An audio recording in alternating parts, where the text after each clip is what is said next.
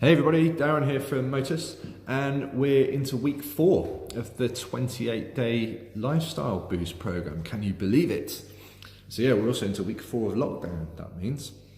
And so this is our 4th mindset training. And I thought what I'd do tonight is do it purely via video. So no slides or anything tonight, just me talking. Not sure if that's a good thing or not.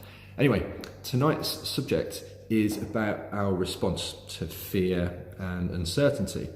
And I think it's fair to say that all of us on some level have been experiencing that ever since this all kicked off a few weeks ago now. And there are different ways to characterize or to kind of describe this response. There's different kind of physiological processes that go on as well, but I don't want to delve too much into that tonight. I'm sure you've all heard of fight or flight, which is kind of the classic adrenaline response to any kind of danger or threat. And some people add another one to that as well, which is called freeze. Fight, flight, or freeze. So these are our kind of instinctive and primitive responses to any type of fear or danger or uncertainty or threat.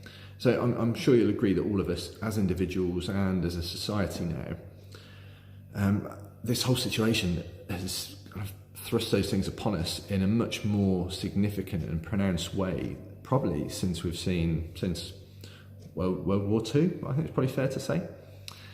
And I want to talk about how those 3 types of responses, the fight, the flight, or the freeze, how they've come across or how we've observed it in people and ourselves in terms of health, lifestyle, and well-being. And I'd also like to see if you recognise those within yourself at all. And more importantly, then we're going to talk about, okay, right, we've recognised this thing now. We know we're 3-4 weeks in. What's the next step? What are we going to do about it?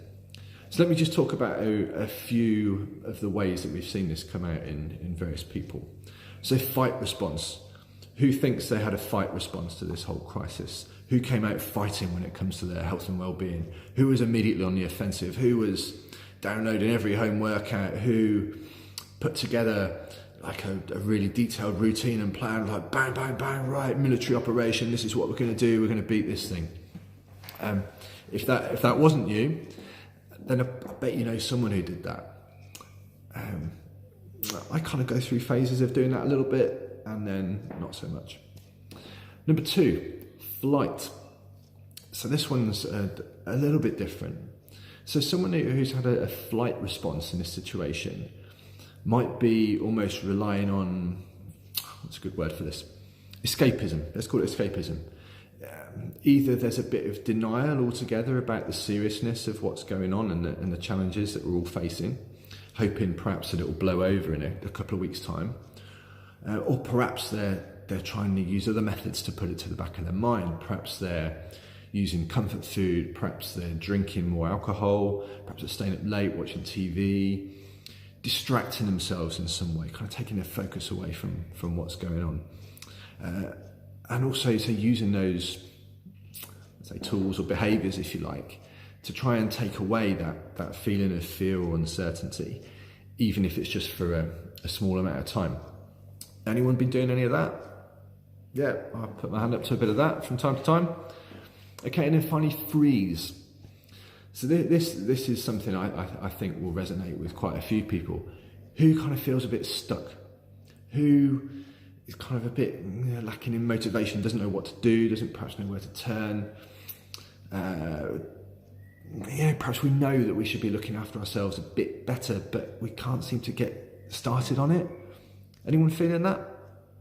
I've certainly had moments of this myself, and I can probably recognise bits of all those 3. But most of us will probably be dominant in one of them, or that's the one that we go to most of the time. So which one is it for you? Let us know, comment below. Which do you think is the dominant one for you? And if you're happy to share, then tell us exactly what that means for you and how it's come about. Okay, so I'm not here to judge about these 3 and say, one's better than the other or anything. And it's not about them being right or wrong. In fact, all 3 really are equally valid and they're sensible responses in a way. On some level, we're doing them to protect ourselves whether that's physically, whether it's mentally or emotionally. But the thing is this, they're all kind of initial emergency responses. And that can only last for so long. For instance, this fight response will see us run out of energy pretty quickly. And then potentially what happens after that? We head for a bit of a crash. The flight response, that will start to have a negative impact on our health and well-being pretty quickly. You can probably guess how that's going to happen. You know, whether that's through gaining weight, whether it's through disturbing our sleep and then affecting our energy that way, or just kind of not feeling quite as good from not eating the right things. And we'll feel that really pretty quickly. We know that we can't really go on for too much longer like that, or we're going to feel pretty dreadful, right? Then the freeze response, it's not so much that will have a kind of a negative impact in the same way as, say, the fight or the flight response, but it's just this nagging feeling that we know it's time for action. We know we've got to get going, we know we've got to get moving again, we know we've got to do something. We've got to get moving in every sense of the word, really. And so what starts to happen after this initial period, after the initial response, is that those three responses all kind of converge, and then we move on to the next phase. And the next phase also begins with an F, and that's face. It's time to face what's going on, and it's time to respond accordingly. It's time to think about our response and plan it a bit more. And it's also time to respond with at least one eye on the future, as well as what's going on for us right now. Because that initial response is all about, right, what do we need to do in the here and now? What's the immediate threat? Well, now we know a bit more about it. And yes, we might know exactly what's going to happen going forward, but we do know that probably we're going to be in a similar situation in terms of the restrictions placed upon our movements and things for certainly a few weeks, and there'll probably be something in place like that for potentially a number of months. Another thing that's going on that's struck me is that, you know, almost this kind of fight response, I guess, in particular, has come out with a lot of people kind of almost for initial enthusiasm, like, right, roll our sleeves up, let's get into this, we'll sort this out. And there's almost been a kind of novelty about it. And that's starting to wear off now for a lot of people. They're starting to get a bit tired of it. They're starting to get a little bit more frustrated. And all of this means that we're into this phase, time to face things. It's time to act. It's time to begin to restore some kind of normality is probably not the best word, but I'm going to use it anyway. Or perhaps this is the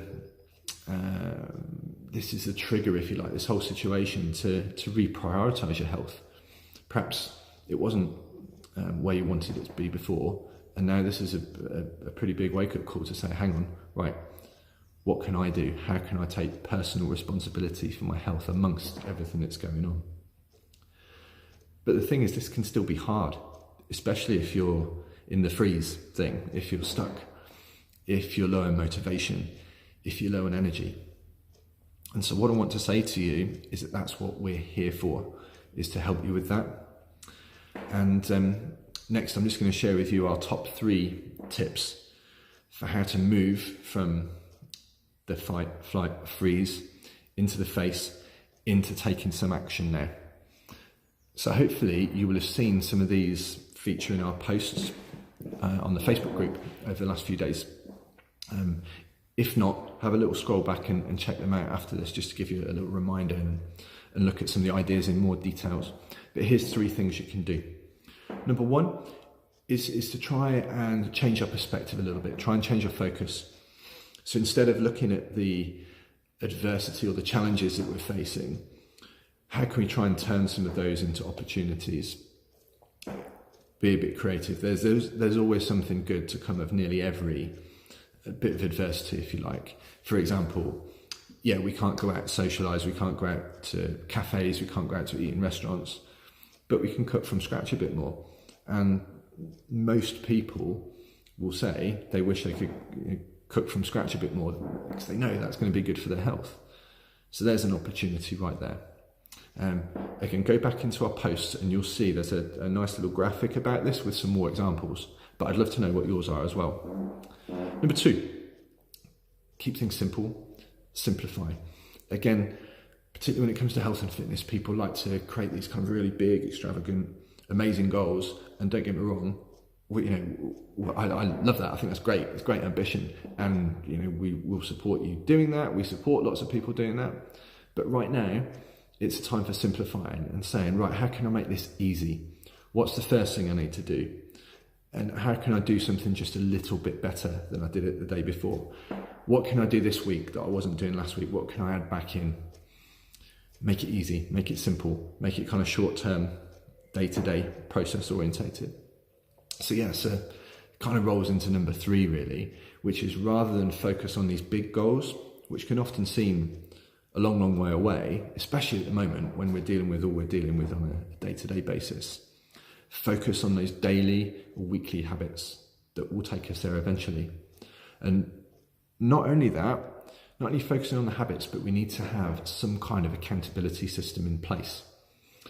Again, if we're frozen, if we're stuck, if we're finding it hard to motivate, we need that accountability. We need it more than ever. Who is going to check in with you to make sure you've done what you said you would? Who's going to help you stay on track?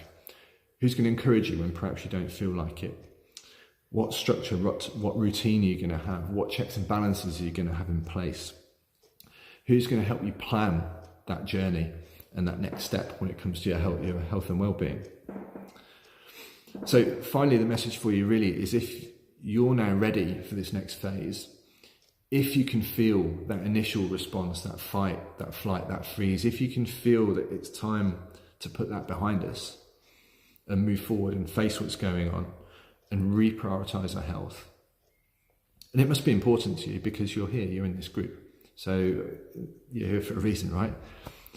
So what we're going to do for you is, over the next few days, we're going to show you exactly how we can help you do this going forward. And we're going to tell you all about a new program that we've got starting, which has some similarities to what we've been doing already. So if you're interested, drop us a comment below. Thanks.